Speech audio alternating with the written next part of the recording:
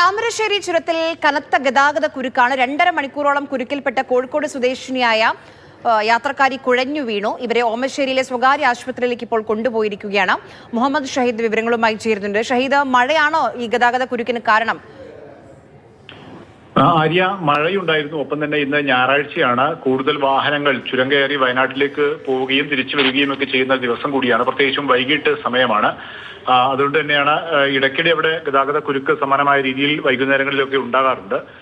അങ്ങനെയാണ് ഇന്നും ഗതാഗത കുരുക്കുണ്ടായത്. ഇതിനിടയിലാണ് ട്രാവലറിൽ യാത്ര ചെയ്യുകയായിരുന്ന ഗതാഗത കുരുക്കിൽപ്പെട്ട 2.5 മണിക്കൂർ നേരം അവരുടെ കുരുങ്ങി നിൽക്കുകയായിരുന്നു. അവരെ കുഴഞ്ഞു വീണു. ഉടൻ തന്നെ ഇവരെ ആംബുലൻസിൽ കൈതപ്പൊയിലെ സ്വകാര്യ ആശുപത്രിയിൽ പ്രാഥമിക ചികിത്സക്കായി പ്രവേശിപ്പിച്ചു. പിന്നീട് ഓമശ്ശേരിയിലെ മറ്റൊരു ആശുപത്രിയിലേക്ക് ഇപ്പോൾ കൊണ്ടുപോയിട്ടുണ്ട്. അവരുടെ ആരോഗ്യസ്ഥിതി അങ്ങനെ ഗുരുതരാവസ്ഥയിലുള്ളതല്ലോ മറ്റു ആശങ്കപ്പെടേണ്ട സാഹചര്യം ഇല്ല എന്നാണ് മനസ്സിലാക്കുന്നത്. ചുരത്തിൽ വൈകുന്നേരം ആരംഭിച്ച ഗതാഗത കുരുക്ക് ഏകദേശം ഇപ്പോഴും തുടരുകയാണ്. ഇതിനിടെ ഇവിടെ നിയന്ത്രണം വിട്ട ഒരു കാറ് അഴുക്കുചാലിലേക്ക് വീണിരുന്നു. പക്ഷേ ആളപായമൊന്നുമില്ല എന്നുള്ളതാണ്. കാറ് പിന്നീട് അവിടെ നിന്ന് പുറത്തെടുക്കുകയും ചെയ്തിട്ടുണ്ട്. എന്തായാലും ഇപ്പോൾ കുഴഞ്ഞുവീട് യുവതി ആശുപത്രിയിൽ പ്രവേശിപ്പിച്ചിട്ടുണ്ട്.